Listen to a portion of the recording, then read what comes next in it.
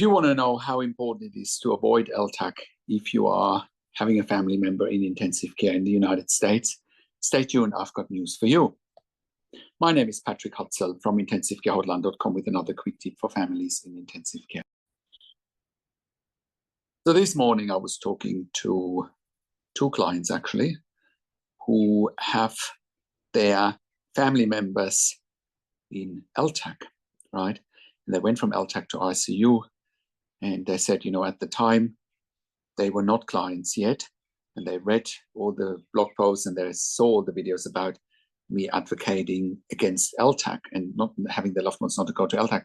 They saw the videos, but they were, they just thought it might have been a hoax or whatever. Now they realize now that they have their loved ones in LTAC. It is an absolute disaster. So one client is telling me, hey, we need help. We've got my sister in LTAC.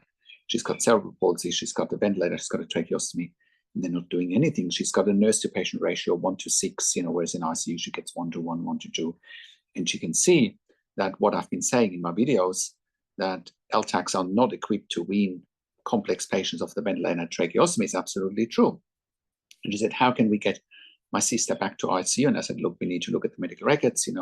We need to potentially talk to doctors and nurses. But first of all, we need to look at the medical records and find the arguments for having your sister going back to ICU. But the reality is, if someone is on a ventilator and a tracheostomy and on TPN, they need to go back to ICU. LTAC is not the right place. But even without the TPN, she needs to go back to ICU. And there's enough research and evidence out there to confirm that. So that's one case.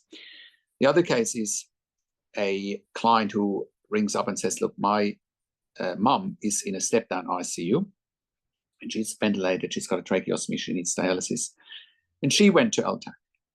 And what have I been saying in my many videos, that patients, when they first go to LTAC, bounce back into ICU. And that's exactly what she said. She said, well, my mum went to LTAC and within 2 or 3 days, she was back in ICU because she went into AF, into atrial fibrillation, right? So an LTAC cannot manage that. And a ventilated patient with a tracheostomy on dialysis has a very high chance to go into atrial fibrillation because their potassium levels and electrolyte levels might be jumping up and down because of dialysis. And if you don't know how to manage that, and LTACs definitely don't know how to manage that, they are at high risk. Patients are at very high risk of going back to ICU. Right? I've made countless of videos over the day detailing other situations that I'm detailing today, that the minute patients go into LTAC, it's not going to work out for someone on a ventilator with a trach or for someone on a trach without a ventilator even. They just don't have the skills. LTACs have been built to manage money, but not patients' clinical conditions. It's about managing money flow, and it's about, managing beds in ICU. It's not about holistic clinical care, what's in the best interest of a patient. So how can you avoid patients going to LTAC? Very simple. You engage us for consulting and advocacy, mainly for the advocacy side of things. We have helped many clients to go or to stay in ICU instead of going to LTAC. And we've got testimonials for that. We've got podcasts about that where we've interviewed clients. So you can see how we help them to keep your loved one in ICU instead of going to LTAC, right? I have worked in critical care nursing for 25 years in 3 different countries, where I worked as an intensive care nurse manager for over 5 years. And I've been consulting and advocating for families in intensive care all around the world here at IntensiveCareHotline.com since 2013. And like I said, I can confidently say that we have helped many clients, including saving their loved ones' lives, including sparing them from going to LTAC and get best care and treatment in ICU instead of going to LTAC. And like I said, we've got testimonials about that. You can look up our testimonials at IntensiveCareHotline.com at our testimonials section, or you can look them up, or you can look up testimonials on our podcast section where we've done actually client interviews. And we have helped hundreds of members and clients over the years when they have a loved one critically ill in intensive care.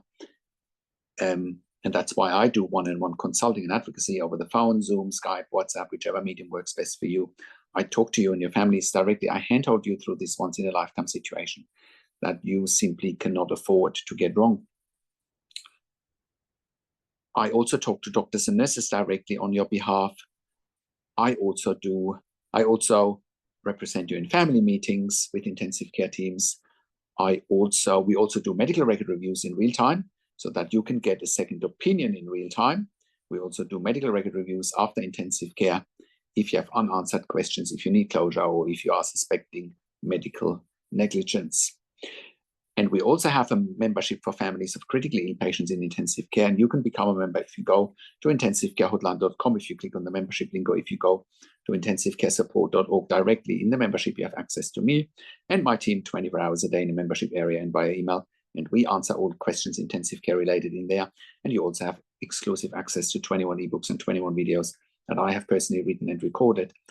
And all of that will help you to make informed decisions, have peace of mind, control, power, influence, making sure your loved one gets best care and treatment always. And all of that you get at intensivecarehotline.com. Call us on one of the numbers on the top of our website, or simply send us an email to support@intensivecarehotline.com with your questions. And if you like my videos, subscribe to my YouTube channel for regular updates for families in intensive care. Click the like button, click the notification bell. Share the video with your friends and families, and comment below what you want to see next, what questions and insights you have from this video. I also do a weekly YouTube live where I answer your questions live on a show, and you will get notification for the YouTube live if you are a subscriber to my email newsletter, or if you are a subscriber to my YouTube channel. And I'm looking forward to seeing you there. Thank you so much for watching. This is Patrick Hutzel from intensivecarehotline.com, and I will talk to you in a few days. Take care.